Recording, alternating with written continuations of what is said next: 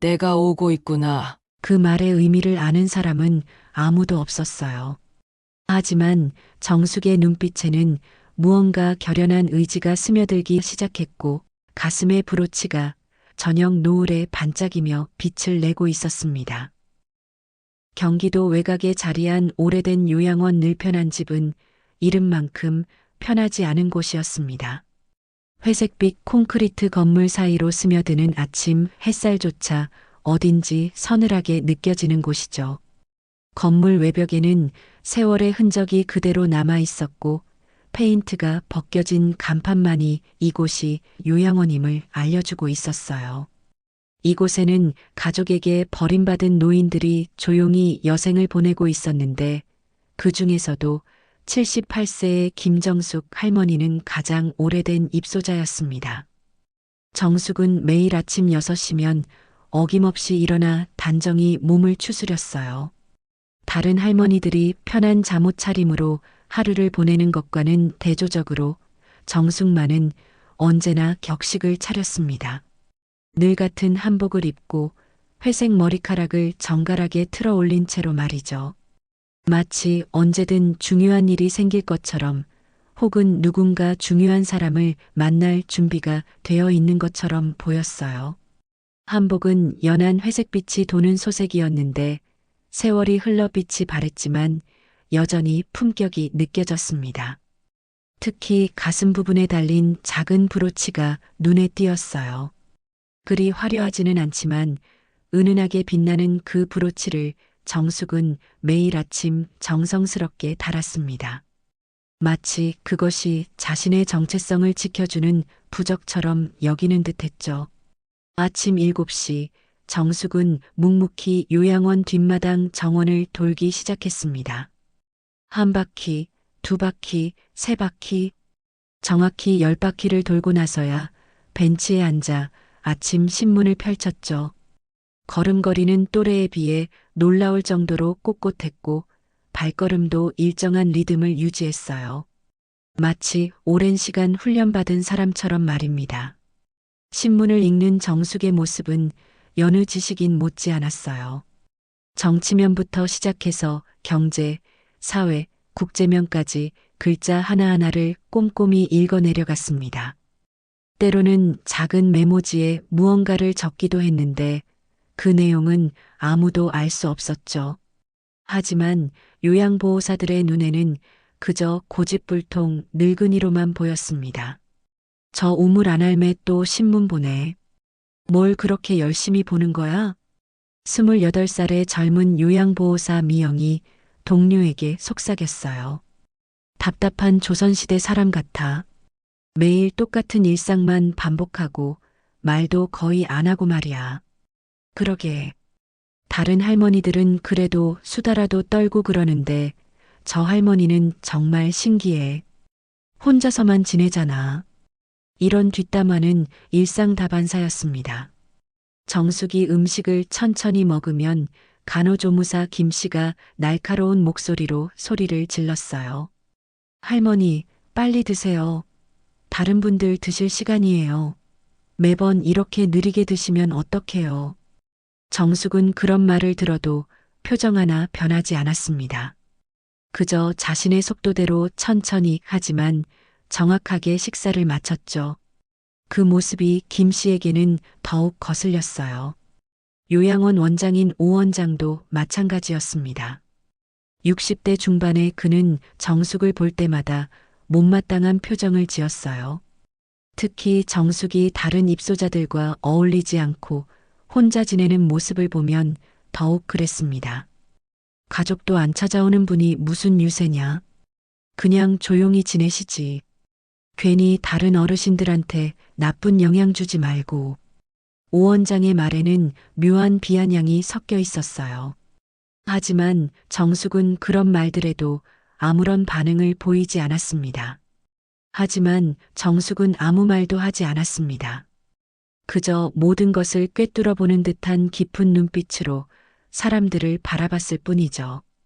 그 시선 속에는 오랜 세월 동안 쌓인 무언가가 스며 있었어요. 마치 많은 것을 보고, 겪고, 견뎌온 사람만이 가질 수 있는 그런 무게감이었습니다. 때로는 그 시선이 너무나 날카로워서 마주치는 사람들이 먼저 고개를 돌리기도 했어요. 정숙의 내면에서는 조용한 독백이 흘러나왔습니다. 세상이 달라졌다고? 달라졌겠지. 하지만 인간의 본성은 그래도 변하지 않더라. 여전히 약한 자를 무시하고 권력 앞에 굽실거리고 진실보다는 편리함을 선택하는구나. 오후가 되면 정숙은 창가 자리에 앉아 밖을 내다봤습니다.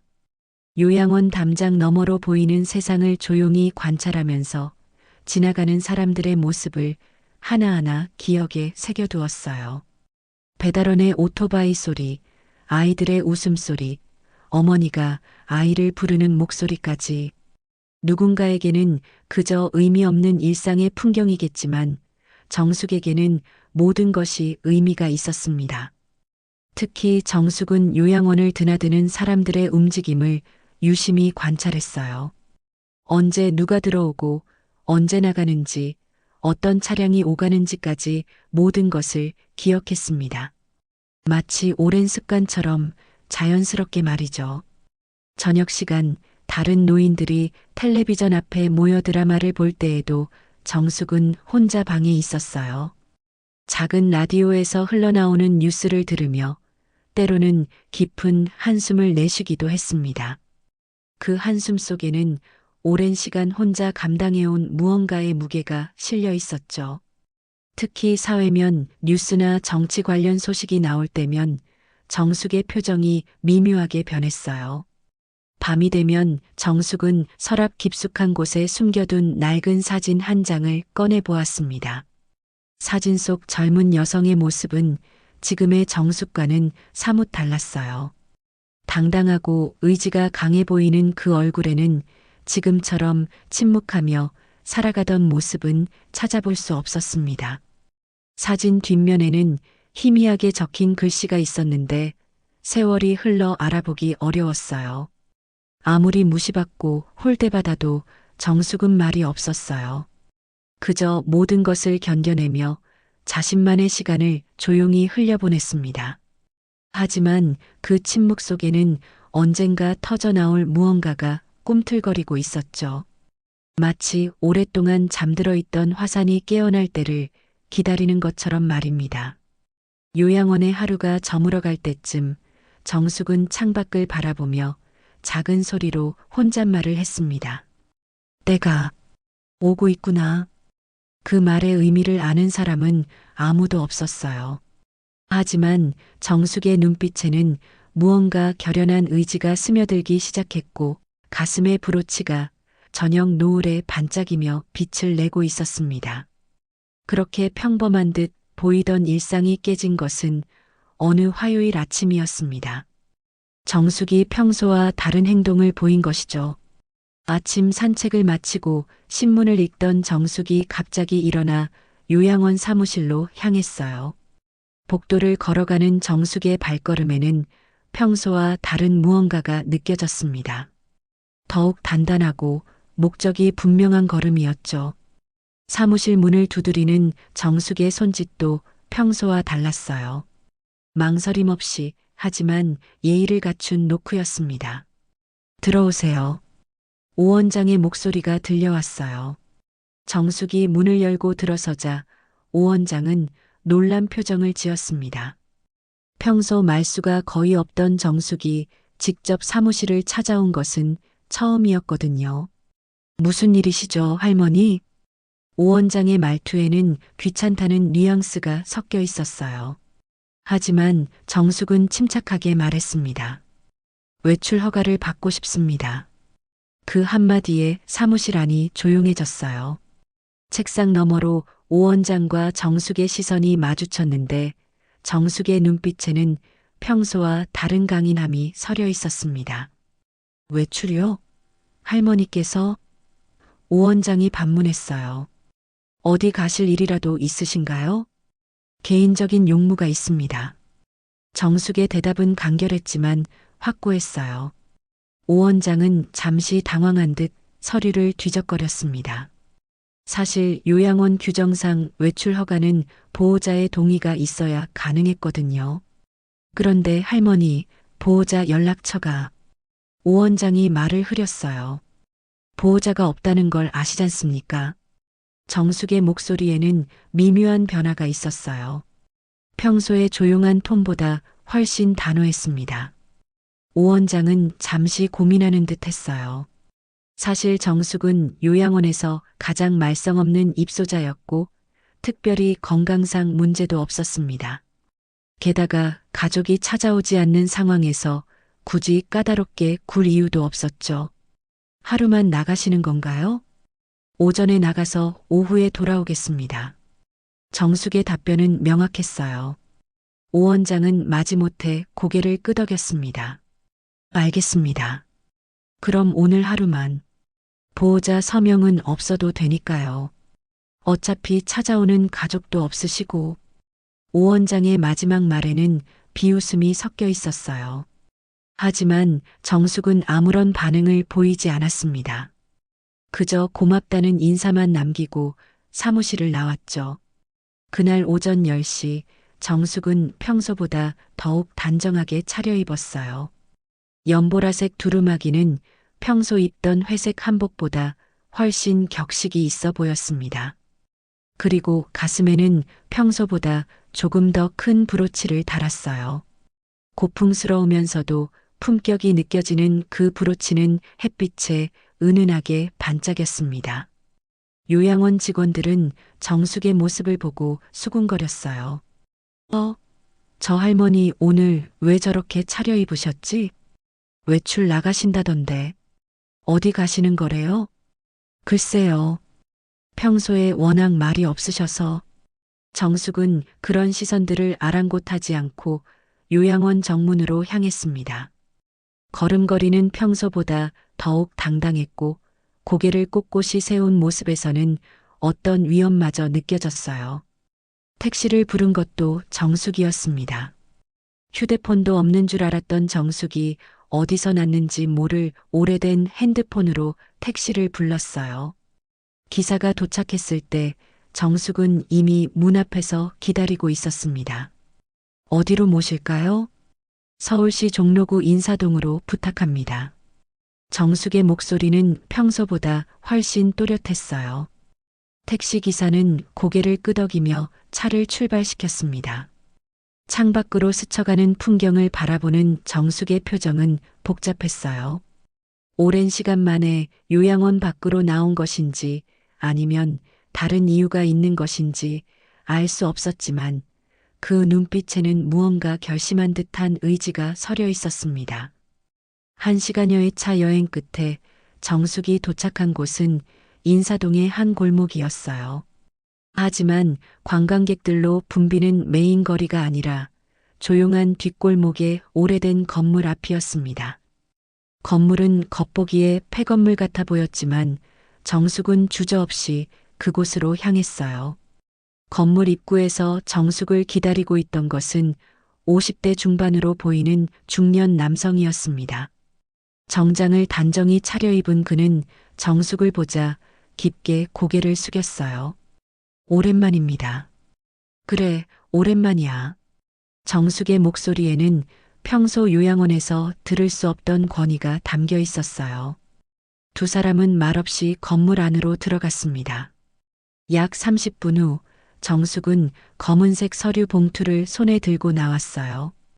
봉투는 그리 두껍지 않았지만 정숙이 그것을 다루는 모습에서는 매우 중요한 무언가라는 느낌이 들었습니다. 조심히 가세요. 중년 남성이 정숙에게 인사를 했고 정숙은 고개만 끄덕인 채 다시 택시에 올랐어요. 돌아오는 길 정숙은 서류 봉투를 가방 깊숙이 넣고 창밖을 바라봤습니다. 그 표정에는 무언가를 결심한 듯한 단호함이 서려 있었어요. 오후 3시 정숙은 요양원으로 돌아왔습니다.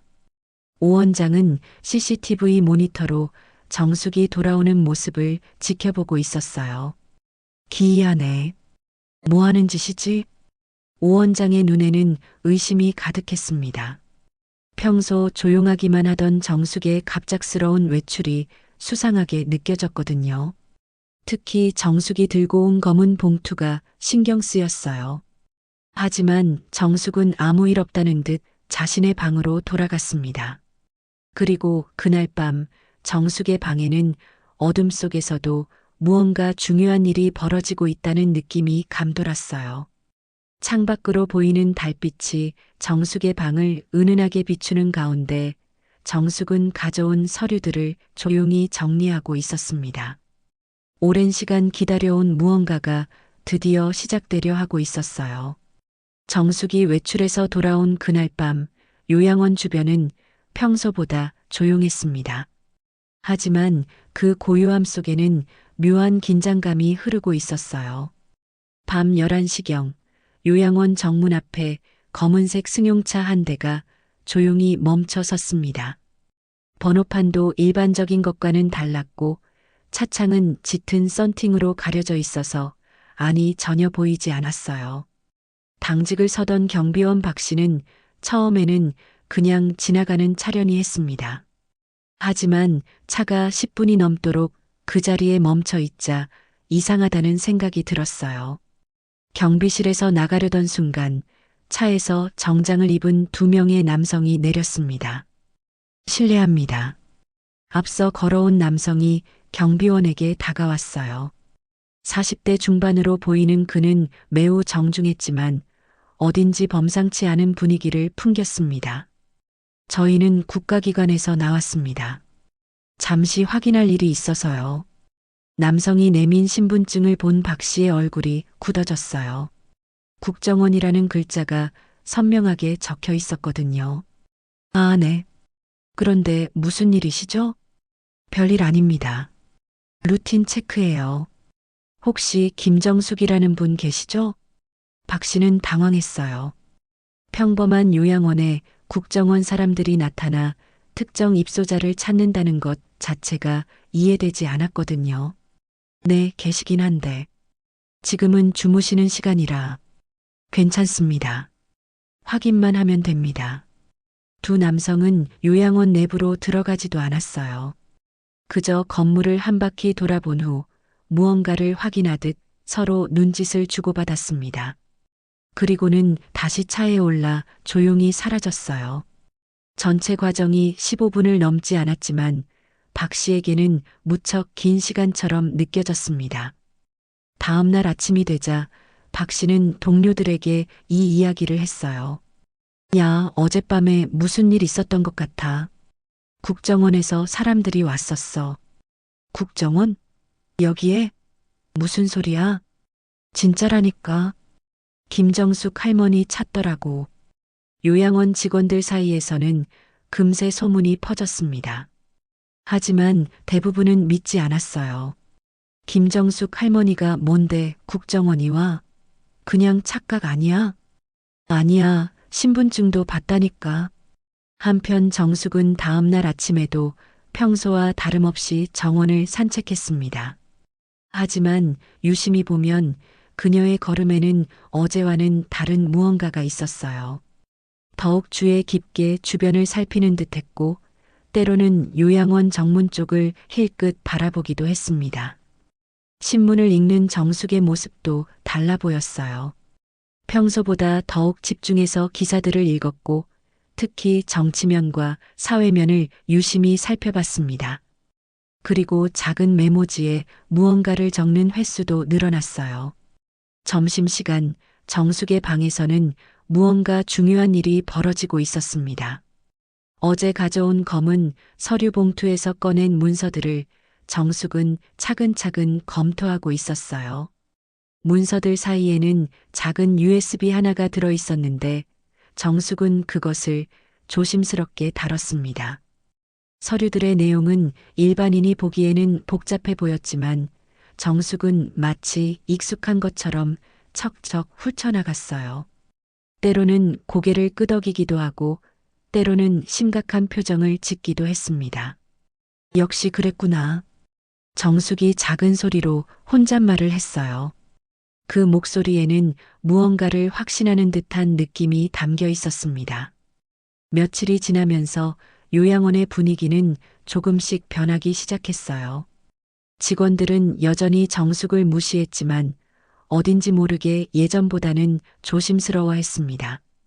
특히 국정원 이야기를 들은 사람들은 정숙을 보는 시선이 미묘하게 달라졌어요. 하지만 간호조무사 김 씨는 여전했습니다.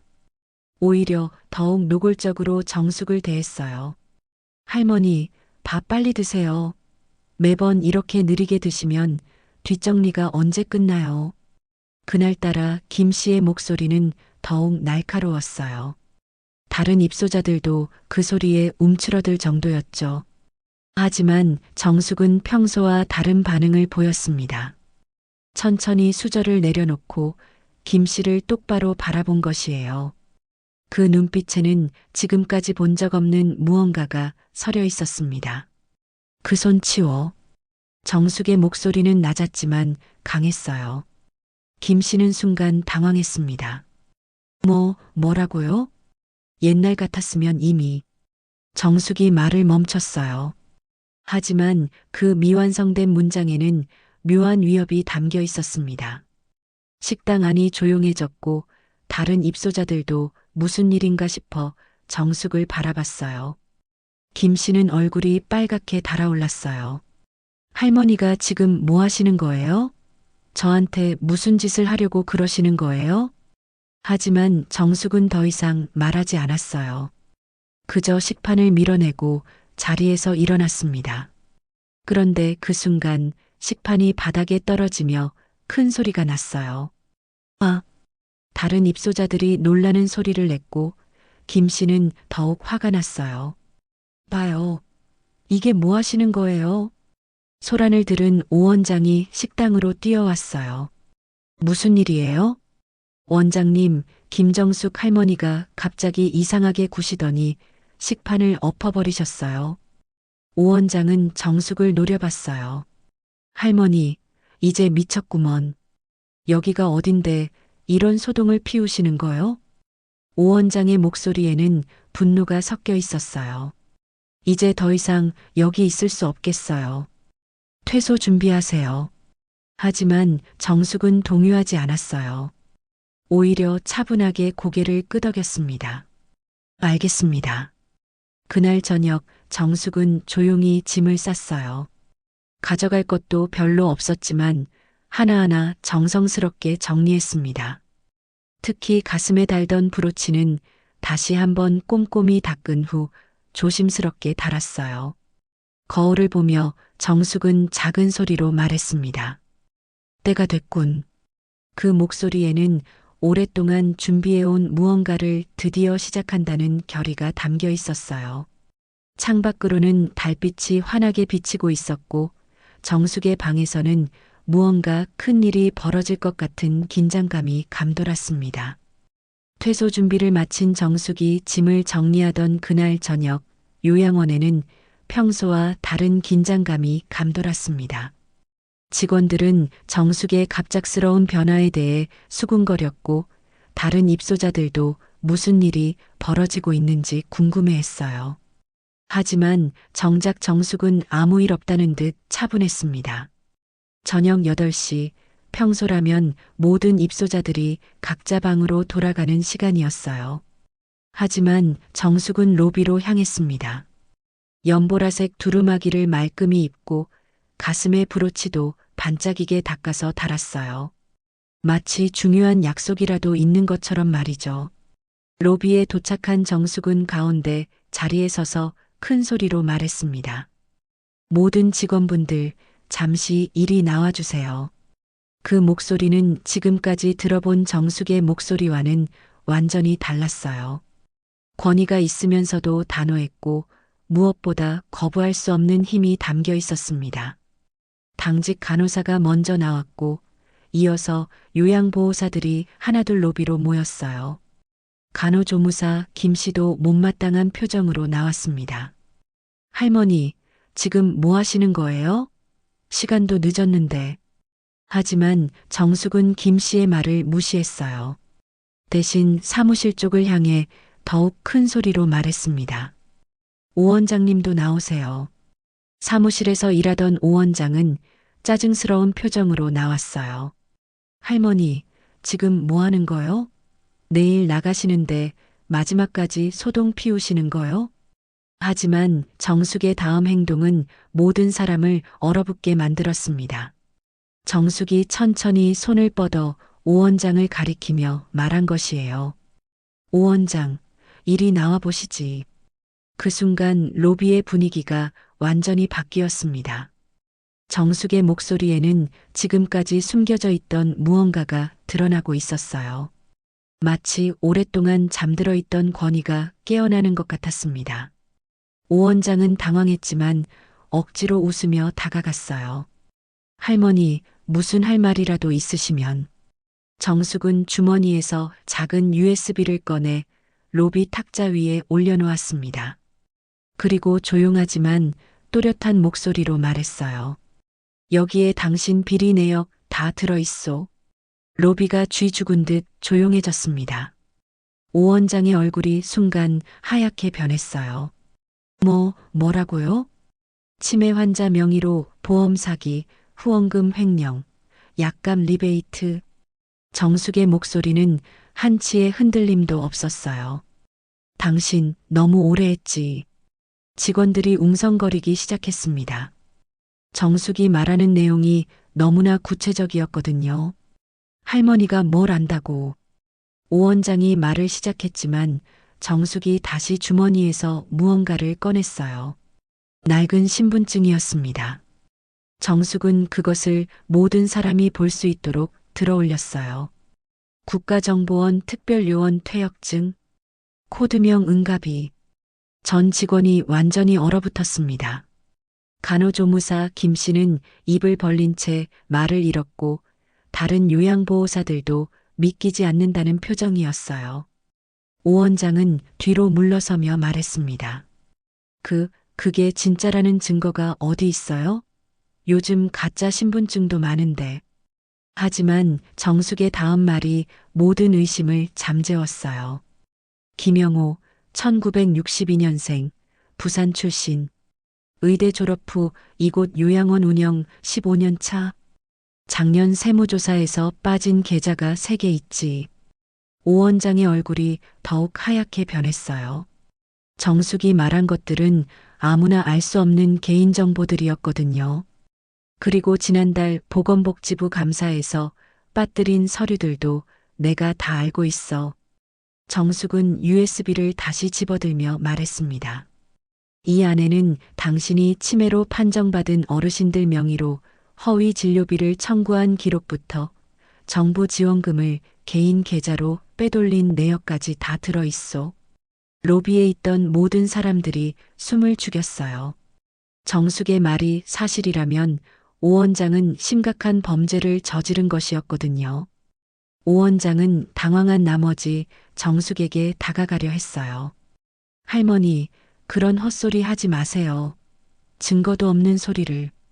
하지만 바로 그 순간 요양원 정문이 열리며 정장을 입은 남성들이 들어왔습니다. 앞서 걸어온 사람은 며칠 전 정숙과 만났던 그 중년 남성이었어요. 김정숙 고문님께 무례를 범하셨군요. 그 남성이 오 원장을 제지하며 말했습니다. 그리고 정숙 앞에서 깊게 고개를 숙였어요. 선배님, 오래 기다리셨습니다. 정숙은 고개를 끄덕였습니다. 수고했어, 현준아. 저희가 모든 증거를 확보했습니다. 검찰과 경찰도 이미 대기 중이고요. 그러자 정문으로 경찰관들이 들어왔어요. 오 원장은 완전히 패닉 상태에 빠졌습니다. 이게 무슨 일이에요? 저는 아무것도. 오영호 씨, 요양원 운영과 관련된 업무상 배임 및 사기 혐의로 체포합니다. 경찰관이 오 원장에게 수갑을 채우자 간호조무사 김 씨를 비롯한 몇몇 직원들도 창문 쪽으로 몸을 피했어요. 자신들도 연루될까 두려웠던 것이죠. 하지만 정숙은 여전히 차분했습니다. 마치 이 모든 상황을 이미 예상하고 있었던 것처럼 말이에요. 권력은 오래 못 가. 진실은 언젠가 올라오게 돼 있거든. 정숙의 말에 현준이라 불린 남성이 고개를 끄덕였어요. 선배님 말씀이 맞습니다. 정의는 늦을 수는 있어도 사라지지는 않죠. 오 원장이 끌려나가면서 로비는 다시 조용해졌습니다. 하지만 이제 그 조용함은 공포가 아니라 경외감에서 나오는 것이었어요. 평소 무시하고 홀대했던 할머니가 사실은 국가기관에서 일했던 전문 요원이었다는 사실에 모든 사람이 충격을 받았거든요. 정숙은 브로치를 만지작거리며 창밖을 바라봤습니다. 그 눈빛에는 오랜 시간 숨겨왔던 정의가 드디어 빛을 보게 되었다는 만족감이 스며 있었어요. 이제 진짜 일이 시작되는군. 정숙의 작은 혼잣말이 로비에 울려 퍼졌고 남은 직원들은 아무도 감히 움직이지 못했습니다. 오 원장이 체포된 후 요양원 전체가 수사기관의 통제하에 들어갔습니다. 경찰과 검찰 수사관들이 곳곳을 뒤지기 시작했고 국정감사팀도 도착해서 모든 서류를 압수수색했어요. 한때 조용했던 늘편한 집은 순식간에 수사 현장으로 바뀌었습니다. 정숙은 여전히 로비 한가운데 서 있었어요. 주변이 아무리 바뀌어도 태연자약한 모습이었죠. 마치 이 모든 상황을 처음부터 계획하고 통제하고 있는 것처럼 말입니다. 현준이라 불린 남성이 정숙에게 다가와 말했습니다. 선배님, 이제 안전한 곳으로 모시겠습니다. 하지만 정숙은 고개를 저었어요.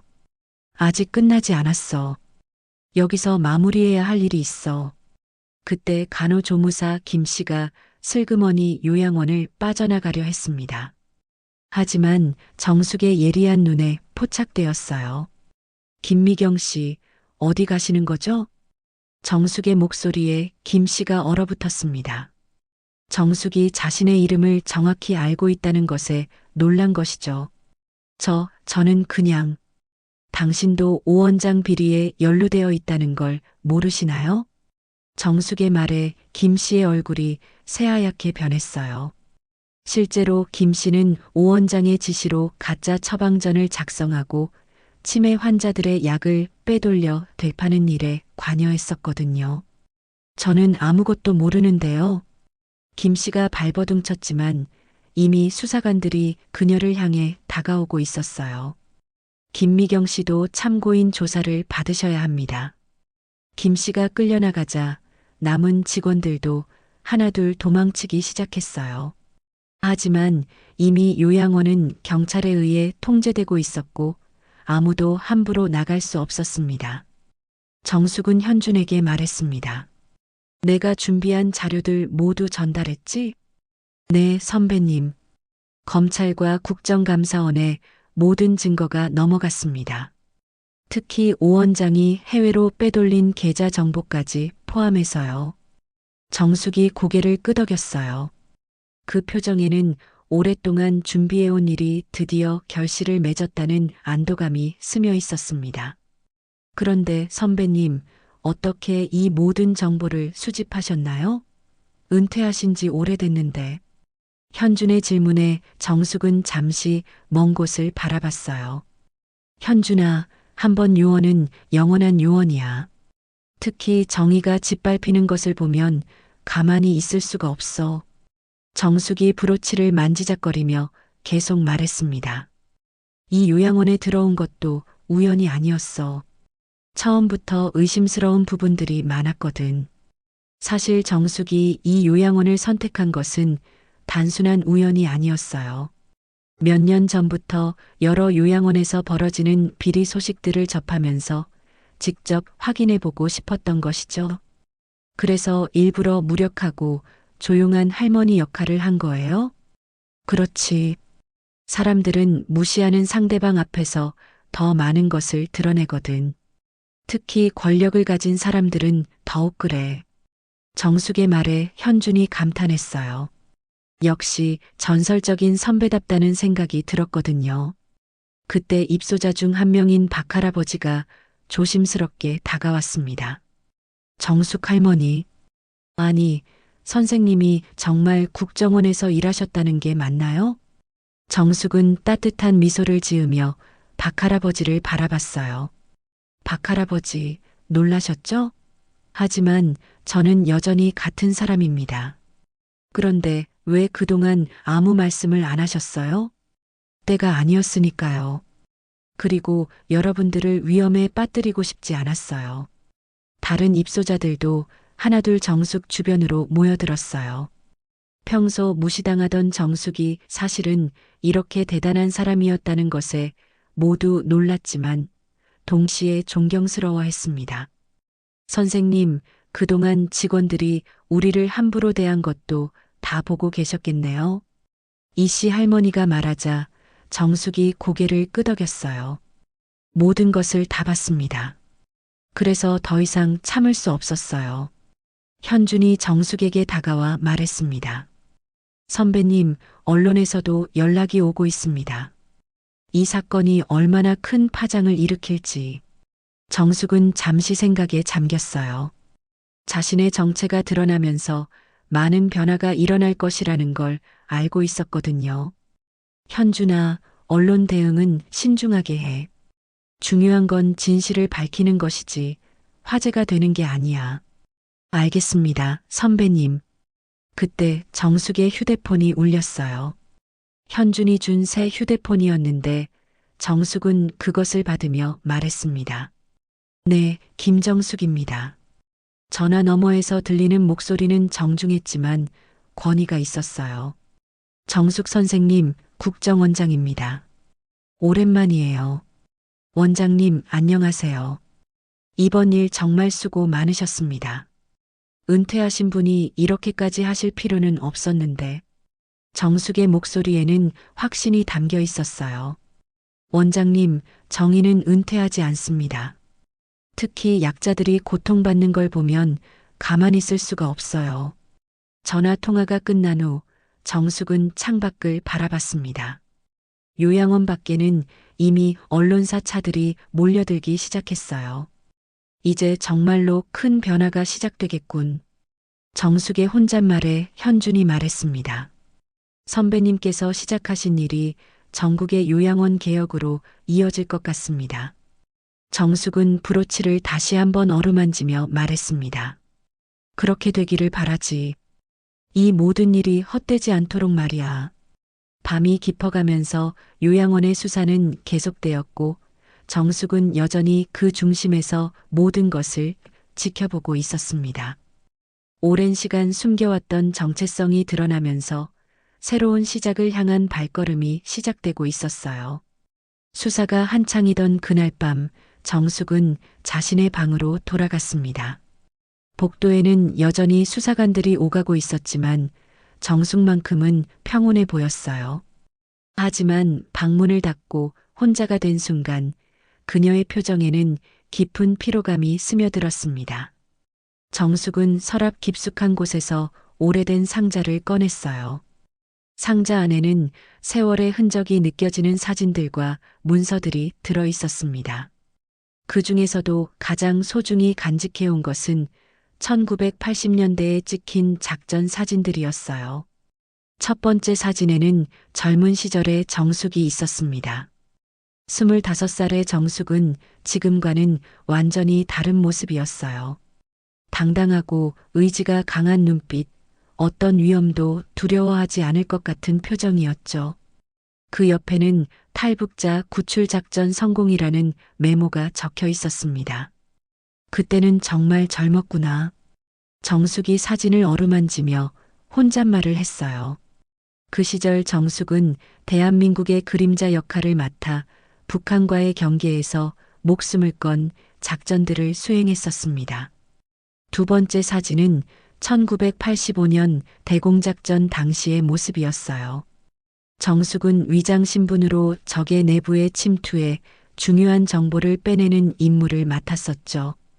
그 작전으로 수많은 간첩들이 검거되었고 국가 기밀이 유출되는 것을 막을 수 있었습니다. 코드명 은가비. 참 오래된 이름이야. 정숙의 코드명이었던 은가비는 은밀하게 움직이면서도 적을 정확히 찾아내는 새의 이름에서 따온 것이었어요. 상급자들은 정숙의 능력을 높이 평가했고 그녀는 국정원에서도 전설적인 인물로 불렸습니다. 하지만 정숙이 모든 것을 포기하고 은퇴를 결심한 데에는 특별한 이유가 있었어요. 세 번째 사진을 보는 순간 정숙의 눈에 눈물이 맺혔습니다. 그 사진에는 아름다운 젊은 여성이 간호사복을 입고 환하게 웃고 있었어요. 수진아.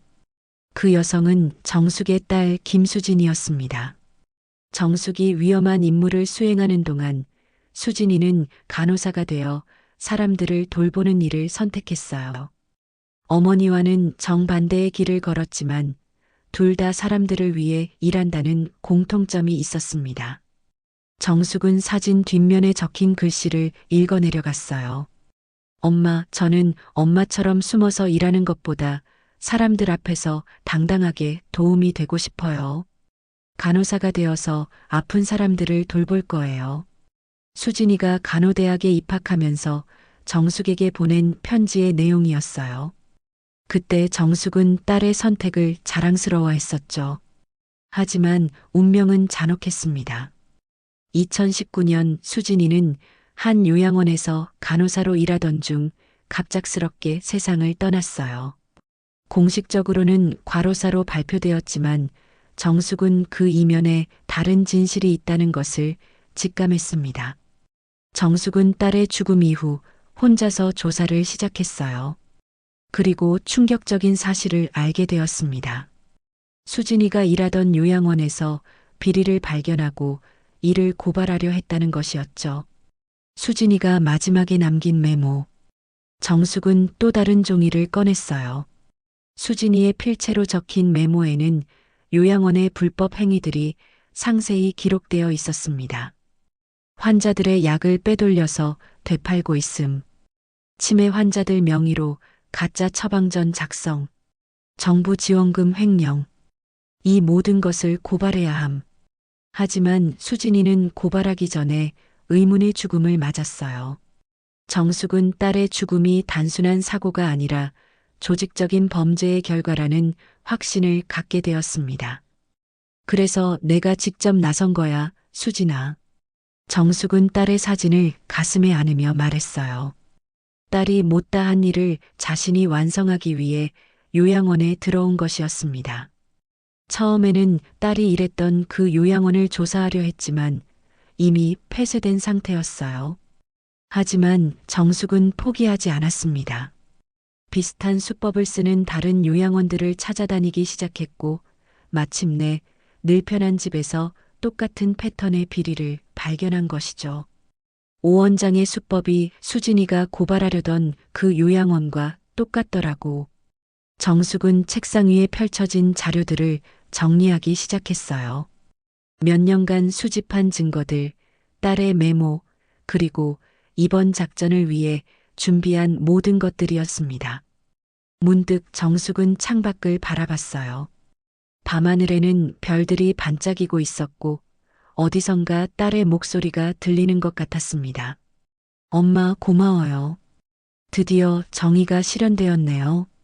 정숙의 눈에서 조용히 눈물이 흘러내렸어요. 하지만 그 눈물은 슬픔보다는 안도감에서 나오는 것이었습니다. 수진아, 엄마가 늦었지만 내가 하려던 일을 끝냈어. 그때 방문이 조용히 열리며 현준이 들어왔어요. 선배님, 죄송합니다. 불이 켜져 있어서. 현준은 정숙의 눈물을 보고 당황했지만 정숙은 고개를 저으며 말했습니다. 괜찮아. 오히려 잘 됐어. 선배님, 혹시 개인적인 이유가 있으셨던 건가요? 정숙은 수진이의 사진을 현준에게 보여주었어요. 내 딸이야. 요양원 비리를 고발하려다가 세상을 떠났어. 현준의 표정이 굳어졌어요. 이제야 정숙이 왜 이 위험한 일을 혼자서 감행했는지 이해할 수 있었거든요. 그래서 직접 나서신 거군요. 그렇지. 딸이 못다한 일을 엄마가 해야지. 정숙은 사진들을 다시 상자에 정리하며 말했습니다. 이제 조금 늦은 봄이지만 수진이도 편히 쉴 수 있을 것 같아. 현주는 정숙의 어깨에 손을 올리며 말했습니다. 선배님의 딸분도 하늘에서 자랑스러워 하실 거예요. 정숙은 브로치를 만지작거리며 고개를 끄덕였어요. 이제 정말로 모든 것이 끝났다는 생각이 들었습니다. 딸을 위한 복수가 아니라 정의를 위한 싸움이 마침내 승리로 끝난 것이죠. 다음 날 아침, 요양원 앞은 완전히 달라져 있었습니다. 언론사 차량들이 줄지어 서 있었고 기자들과 카메라맨들이 분주하게 움직이고 있었어요. 평소 조용했던 경기도 외곽의 작은 요양원이 하루아침에 전국의 주목을 받는 곳이 되었습니다. 정숙은 아침 일찍 일어나 평소보다 더욱 단정하게 옷을 차려입었어요. 연보라색 두루마기에 특별한 브로치를 달고 머리도 정갈하게 빗어 올렸습니다. 마치 인생에서 가장 중요한 순간을 맞이하는 것처럼 말이죠. 현준이 정숙의 방으로 들어와 말했습니다. 선배님, 기자회견 준비가 모두 끝났습니다. 하지만 아직 마음을 바꾸셔도 됩니다. 정숙은 고개를 저었어요. 아니야, 현준아. 이제 더 이상 숨어 있을 이유가 없어. 사람들이 진실을 알아야 해. 사실 국정원에서는 정숙의 신분 공개를 우려하고 있었어요. 전직 요원의 정체가 드러나면 과거 작전들에 영향을 줄 수 있었거든요. 하지만 정숙의 의지는 확고했습니다. 선배님, 정말 괜찮으시겠어요? 한번 공개되면 다시는 조용한 삶을 살 수 없을지도 모릅니다. 정숙은 창밖의 기자들을 바라보며 말했습니다. 현준아, 내가 평생 국가를 위해 일했지만 정작 가장 소중한 딸은 지켜주지 못했어. 이제라도 딸이 원했던 세상을 만들어야지. 오전 10시 기자회견이 시작되었습니다. 요양원 로비에는 수십 명의 기자들이 몰려들었고 전국의 방송사들이 생중계를 준비했어요. 정숙이 단상에 올라서자 모든 카메라가 그녀를 향했습니다. 플래시가 터지는 가운데 정숙은 침착하게 마이크 앞에 섰어요. 그 순간 그녀의 눈빛에는 과거 작전을 수행할 때와 같은 강인함이 되살아났습니다. 안녕하십니까? 저는 김정숙입니다. 정숙의 첫마디에 회견장이 조용해졌어요. 먼저 국민 여러분께 사과의 말씀을 드립니다. 오랫동안 제 정체를 숨기고 살아왔습니다. 정숙은 잠시 숨을 고르고 계속했습니다. 저는 1975년부터 2010년까지 35년간 대한민국 국가정보원에서 근무했습니다. 코드명은 은갑이었고 주로 대공작전과 해외 정보 수집 임무를 담당했습니다. 기자들 사이에서 웅성거림이 일었어요. 전설처럼 전해지던 은가비의 정체가 드러나는 순간이었거든요. 제가 오늘 이 자리에 선 이유는 단 하나입니다. 더 이상 약자들이 고통받는 것을 지켜볼 수 없기 때문입니다. 정숙의 목소리에 힘이 들어갔어요. 나는 대한민국의 그림자였습니다. 보이지 않는 곳에서 국가를 지키는 일에 평생을 바쳤습니다. 하지만 이젠 그 그림자 속에서 정의를 밝히겠습니다. 한 기자가 손을 들고 질문했어요. 그런데 왜 하필 요양원에서 이런 일을 하게 되셨나요? 정숙의 표정이 잠시 어두워졌어요. 제 딸이 간호사였습니다. 비슷한 비리를 고발하려다가 세상을 떠났습니다. 회견장이 다시 조용해졌어요. 정숙의 개인적인 아픔이 드러나는 순간이었거든요. 딸이 못다한 일을 제가 마저 해야겠다고 생각했습니다. 그래서 직접 요양원에 들어가 증거를 수집했습니다. 또 다른 기자가 질문했어요. 앞으로 어떤 계획을 갖고 계시나요? 정숙은 확신에 찬 목소리로 대답했습니다. 전국의 모든 요양원이 제대로 운영되는지 감시하겠습니다. 그리고 노인분들이 인간다운 대우를 받을 수 있도록 끝까지 노력하겠습니다. 기자회견이 진행되는 동안 전국의 시청자들은 텔레비전과 인터넷을 통해 정숙의 이야기를 지켜봤어요. 한때 침묵으로 일관하던 할머니가 사실은 국가를 위해 헌신한 영웅이었다는 사실에 많은 사람들이 감동했습니다. 특히 노인층에서는 뜨거운 반응이 일었어요. 우리도 저런 할머니처럼 당당하게 살 수 있구나. 나이가 들어도 포기하면 안 되는구나. 젊은 세대들도 정숙의 이야기에 큰 감명을 받았어요. 진짜 멋있다. 나이가 문제가 아니구나. 정의는 나이에 상관없이 실현할 수 있는 거네. 기자회견이 끝난 후 정숙은 기자들과 개별 인터뷰를 진행했어요. 그 과정에서 더 많은 진실들이 밝혀졌습니다. 한 방송사 기자가 물었어요. 이번 사건이 전국적으로 어떤 영향을 미칠 것 같으세요? 정숙은 브로치를 만지작거리며 대답했습니다. 요양원 비리 사건은 전국에서 일어나고 있는 일입니다. 이번 일을 계기로 모든 요양원이 점검을 받아야 한다고 생각합니다. 실제로 정숙의 기자회견 이후 전국의 요양원들에 대한 감사가 실시되었어요. 보건복지부는 긴급 점검팀을 구성해서 전국 요양원의 운영 실태를 조사하기 시작했습니다.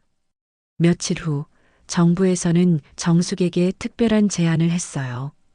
요양원 개혁위원회의 자문위원으로 참여해달라는 것이었죠. 국민훈장 모란장 수여도 추진하고 있습니다. 담당 공무원이 정숙에게 말했어요. 하지만 정숙은 겸손하게 대답했습니다. 상보다는 실질적인 변화가 더 중요합니다. 제가 할 수 있는 일이 있다면 언제든 돕겠습니다. 정숙의 이야기는 단순히 한 개인의 복수담이 아니었어요. 사회적 약자들의 상징이 되었고 나이에 상관없이 정의를 위해 싸울 수 있다는 희망의 메시지가 되었습니다. 기자회견을 마친 정숙은 요양원 정원을 걸으며 하늘을 올려다봤어요. 수진아, 이제 내가 원하던 세상이 시작될 것 같아. 그 순간 하늘에서 따뜻한 바람이 불어와 정숙의 머리카락을 스쳐갔습니다. 마치 딸이 고마움을 표현하는 것 같았어요. 기자회견이 끝난 지 한 달이 지났습니다. 정숙의 이야기는 전국을 뒤흔들었고 그 여파는 상상 이상이었어요. 늘편한 집은 공식적으로 폐쇄되었지만 정부에서는 이곳을 모범적인 공익요양시설로 새롭게 개편하기로 결정했습니다. 새로운 요양원의 이름은 수진의 집이었어요. 정숙이 딸의 이름을 따서 지어달라고 요청한 것이었죠. 건물은 완전히 새단장되었고 투명한 운영을 위해 시민감시단과 가족협의회가 구성되었습니다. 정숙은 새로운 요양원의 자문위원으로 위촉되었지만 자신의 이름을 전면에 내세우지는 않았어요. 대신 조용히 뒤에서 운영을 지켜보며 입소자들의 권익을 보호하는 역할을 맡았습니다. 선생님, 오늘도 일찍 오셨네요. 새로 부임한 원장 이정희가 정숙에게 인사를 했어요. 이 원장은 사회복지학과 교수 출신으로 투명하고 전문적인 요양원 운영을 위해 특별히 초빙된 인물이었습니다. 입소자분들이 편안하게 지내는지 확인하고 싶어서요. 정숙은 여전히 연보라색 두루마기를 입고 있었어요. 하지만 이제 그 옷에는 예전과는 다른 의미가 담겨 있었습니다. 숨어야 할 정체성이 아니라 자랑스러운 과거를 보여주는 상징이 된 것이죠. 가슴의 브로치도 새 것으로 바뀌었어요. 정부에서 정숙에게 감사의 뜻으로 선물한 것인데 은은하게 빛나는 그 브로치에는 정의는 늦어도 반드시 온다는 의미가 새겨져 있었습니다. 김정숙 선생님, 복도에서 박할아버지가 정숙을 반갑게 맞았어요. 예전에 늘편한 집에서 함께 지냈던 입소자들 중 상당수가 새로운 요양원으로 옮겨왔거든요. 박할아버지, 여기서 지내시는 것은 어떠세요? 정말 천지 차이예요. 직원들도 친절하고 음식도 맛있고 선생님 덕분에 이런 곳에서 지낼 수 있게 되었어요. 박할아버지의 얼굴에는 환한 웃음이 가득했어요. 예전에는 볼 수 없었던 밝은 표정이었죠. 정숙은 요양원 곳곳을 둘러보며 변화를 확인했습니다. 식당에서는 입소자들이 여유롭게 식사를 하고 있었고 직원들은 친절하고 정중하게 어르신들을 모시고 있었어요. 정숙 선생님 감사합니다. 이씨 할머니가 정숙의 손을 잡으며 말했어요. 여기 계신 모든 분들이 선생님 같은 분이 계셔서 얼마나 든든한지 몰라요. 저는 그냥 당연한 일을 했을 뿐이에요. 정숙의 겸손한 대답에 이씨 할머니가 고개를 저었어요. 아니에요. 선생님이 없었다면 우리는 계속 그렇게 살았을 거예요. 정말 고마워요. 점심시간이 되자 정숙은 평소처럼 정원을 산책했습니다.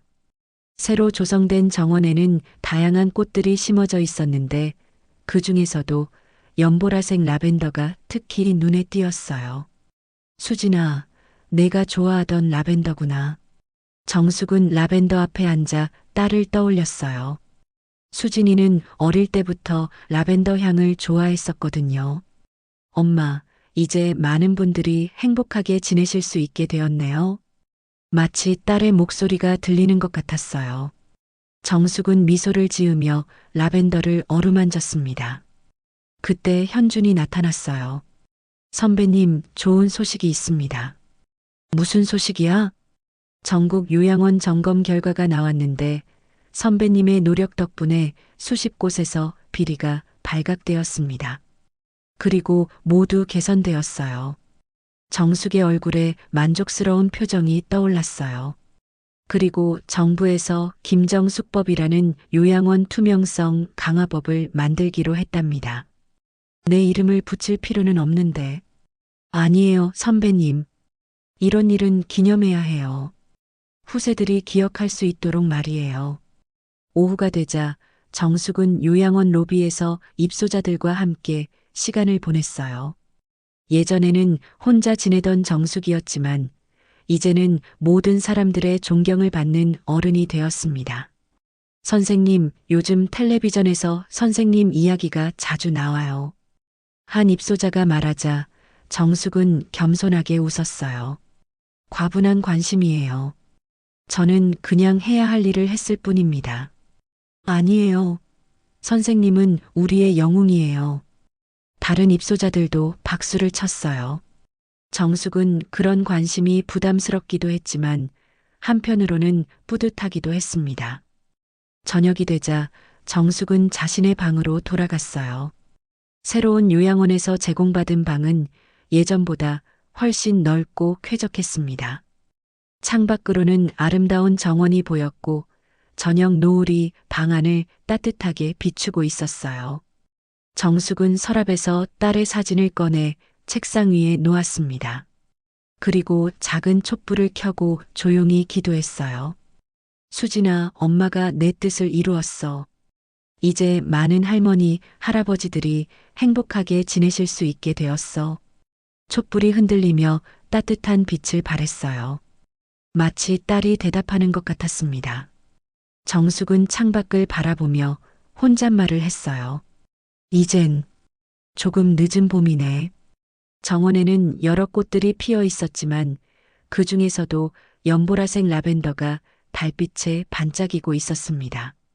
정숙이 입은 두루마기와 같은 색깔이었어요. 정의는 늦어도 반드시 온다. 정숙이 가슴의 브로치를 만지작거리며 말했어요. 그 브로치는 이제 단순한 장식이 아니라 희망의 상징이 되었습니다.